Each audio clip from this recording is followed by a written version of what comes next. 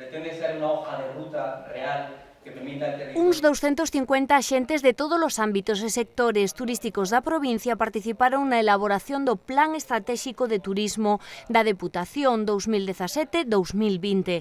Onte presentáronse en San Marcos as primeiras conclusións nun acto no que participaron alcaldes dos concellos da Ribeira Sacra, pero tamén responsables de colectivos e empresas turísticas desta área. O plan en sí será presentado no mes de xuño. A continuación realizaránse unha fase de diagnose, estableceránse os retos e liñas estratégicas e finalmente definirase o plan de acción. Segundo sinalaron, este plan toma como base as inquedanzas do sector para recollelas, analizalas e desenvolver as propostas que dean resposta ás verdadeiras necesidades. O obxectivo xeral é impulsar o crecemento e a transformación do sector turístico da provincia na procura dun modelo máis competitivo, innovador e participativo, pero tamén sostible.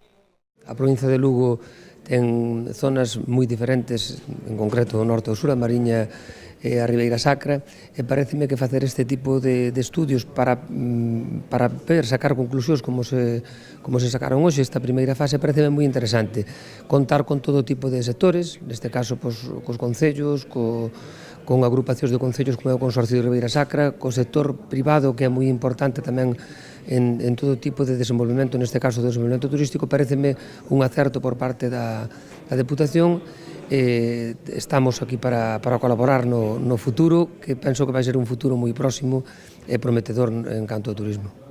En canto á situación do sector, as mesas de traballo consideran que o grao de desenvolvemento turístico na provincia é medio baixo, mentres que para un 32% dos enquisados é baixo e para un 28% moi baixo. Respecto ao potencial turístico, os xeodestinos Ribeira Sacra, Ancares Courel, Lugo e a Mariña Lucense son valorados como altos ou moi altos e para a Terra Cha medio, mentres que nas enquisas un 64% realizadas en empresas do sector contestaron que o potencial turístico da provincia é alto ou moi alto.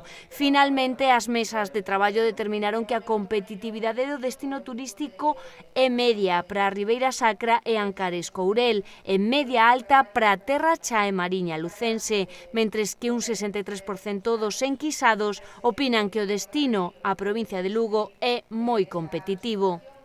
Por outra parte, tanto nas mesas de traballo como nas entrevistas a expertos e enquisas realizadas, concluíuse que entre os puntos positivos do sector destaca a atención ao cliente, a riqueza paisaxística e as comunicacións por estrada, mentres que entre os puntos negativos destacan as comunicacións por rede ferroviaria e o transporte público por estrada. Finalmente, concluíuse que a formación e profesionalización do sector é un factor clave, debendo mellorar especialmente nos ámbitos dos idiomas, marketing turístico e emprego de novas tecnoloxías. Turístico privado